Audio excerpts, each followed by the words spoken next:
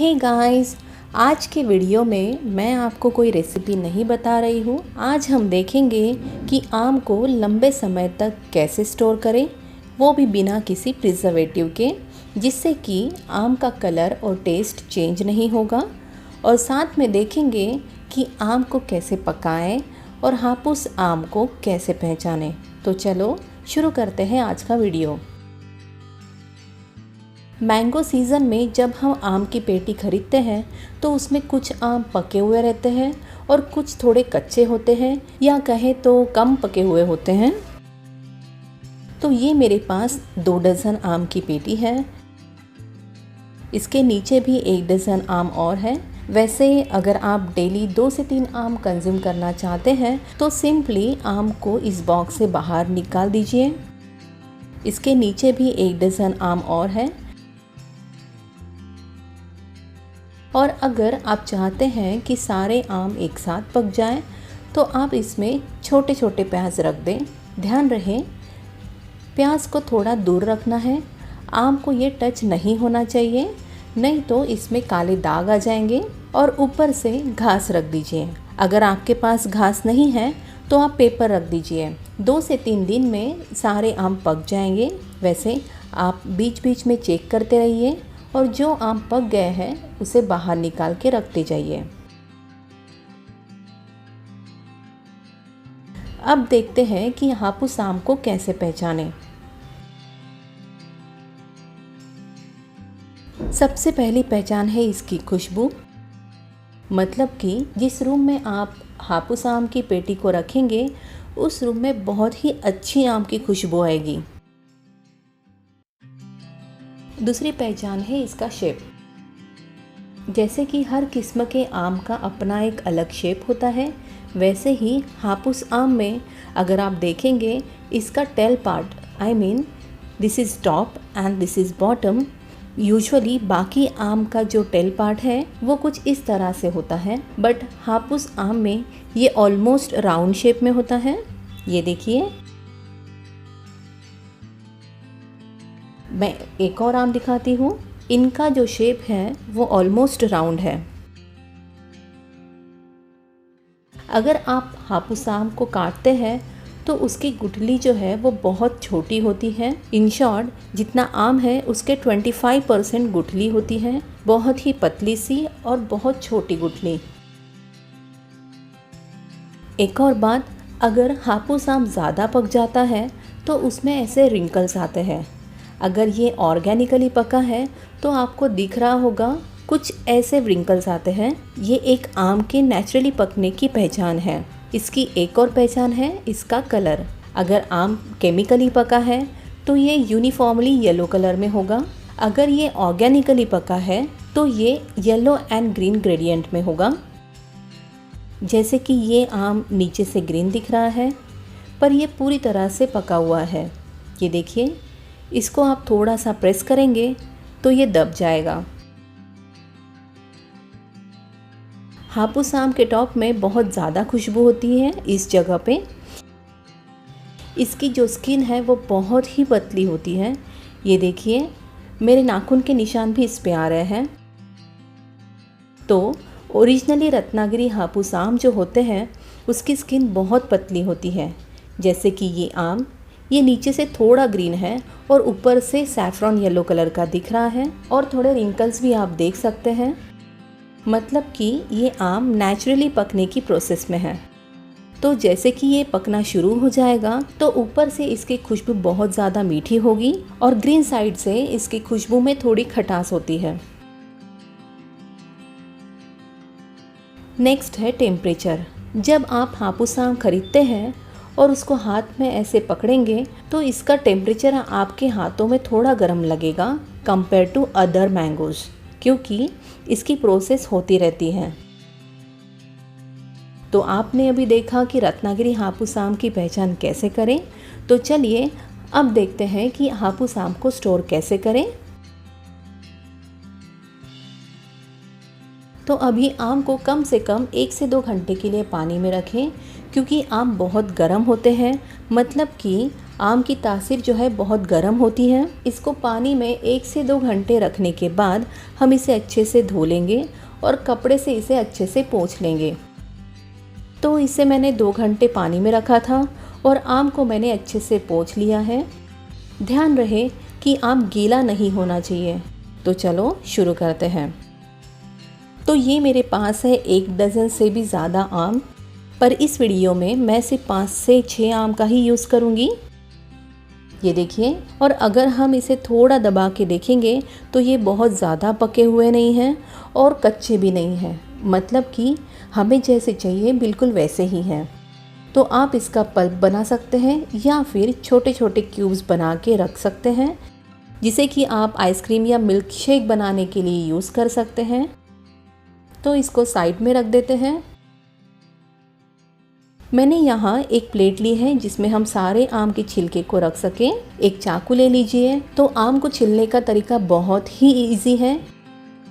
एक चाकू ले लीजिए और आम को कुछ इस तरह से एक छोटा सा स्लिट मारेंगे और इसको कुछ इस तरह से इसे निकालना है। इसे तोड़ना नहीं है, मतलब कि आम से अलग नहीं करना है, और कुछ इस तरह से आपको इसे पुल करना है। आप देख सकते हैं इसके छिलके कितने पतले निकल रहे हैं। अगर आप इस तरह से खींचेंगे तो आम वेस्ट नहीं होगा। अगर पका हुआ आम है तो बहुत ही आसानी से निकल जाएगा। और बिल्कुल इसी तरह से सारे आम के छिलके निकालना है।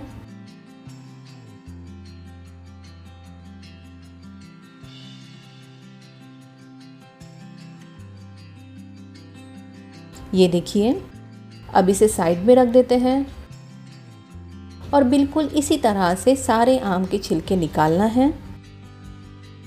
आप चाहे तो आम के स्लाइस करके उसको स्पून से स्कूप आउट कर सकते हैं, पर अगर चाकू से हम आम को कट करते हैं तो उसमें वेस्टेज भी बहुत ज़्यादा होता है। ध्यान रहे कि आपका हाथ और चाकू गीला नहीं होना चाहिए। इसमें पानी का एक भी अंश नहीं होना चाहिए, तभी जाके हम ये आम को लंबे समय के लिए स्टोर कर पाएंगे। ऐसे ही मैंने सारे आम को छील लिया है। फिर से एक बार देख लेते हैं।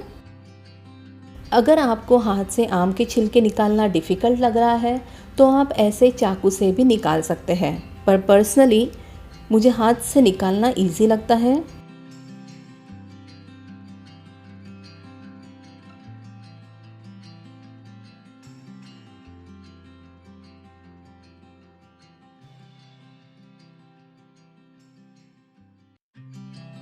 तो इसको साइड में रख देते हैं। तो ये सारे छिले हुए आम हैं। फिलहाल मैं सिर्फ 5 आम ही यूज़ कर रही हूँ। ऐसे ही मैंने सारे आम को छील लिया है।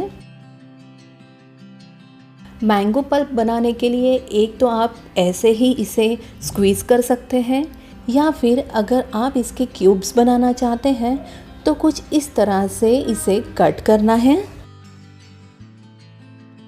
अगर आम ज़्यादा पल्पी है तो आप उसका पल्प ही निकाल दीजिए। बिल्कुल ऐसे ही सारे आम के क्यूब्स बनाएंगे।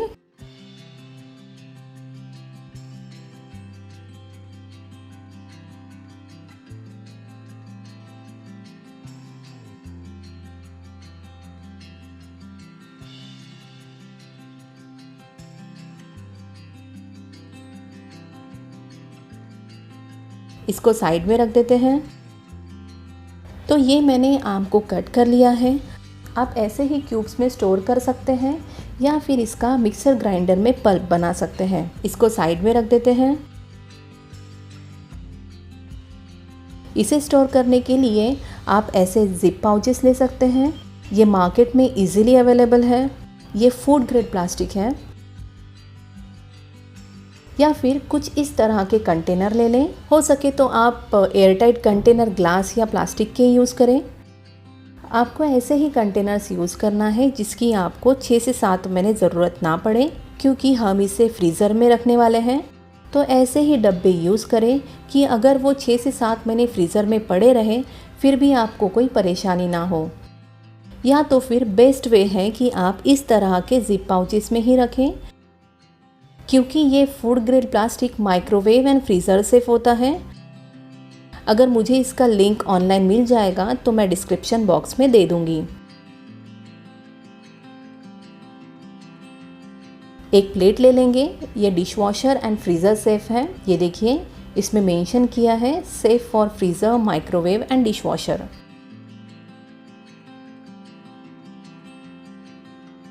इस प्लेट में थोड़े मैंगो क्यूब्स को ट्रांसफ़र कर देते हैं।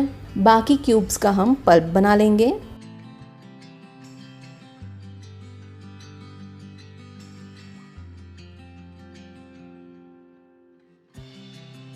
अब इसमें हम 1 से 1.5 चम्मच चीनी डालेंगे। ऐसे फैला के चीनी डालना है। चीनी यहाँ पे प्रिजर्वेटिव का काम करती है। शुगर से इसका कलर और टेस्ट एज इट इज़ रहेगा। बस ऐसे थोड़ा मिक्स कर लेंगे। ये है क्लिंग रैप। अब इसके ऊपर हम क्लिंग रैप लगाएंगे। इससे आम के ऊपर आइस की लेयर नहीं जमेगी। अब इसे 3 से 4 घंटे के लिए फ्रीज़र में रख दें। पल्प बनाने के लिए आम को मिक्सर ग्राइंडर में पीस लेते हैं।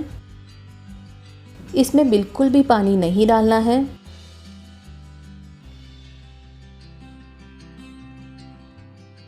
तो इसे कंटेनर में ट्रांसफ़र कर लेते हैं।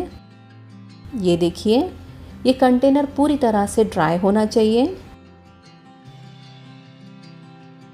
अब इसके बेस में थोड़ी सी चीनी डालेंगे।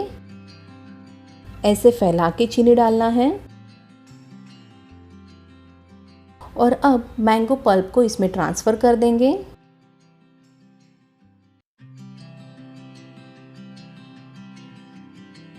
इसको इवनली स्प्रेड कर देते हैं। अब इसे थोड़ा टैप करें ताकि अगर इसमें कोई एयर बबल्स हैं तो वो निकल जाए। अब इसमें ऊपर से और थोड़ी चीनी डालेंगे और इसको हम पैक कर देते हैं और फ्रीज़ करेंगे। आप इसी तरह से कोई भी आम स्टोर कर सकते हैं। तो ये देखिए ये है मैंगो पल्प और ये है मैंगो क्यूब्स। अब इन क्यूब्स को आप जिपलॉक बैग में ट्रांसफ़र कर लें और पूरे साल आम का मज़ा लीजिए। मिलते हैं अगले वीडियो में। Till then stay happy, stay healthy. Bye bye.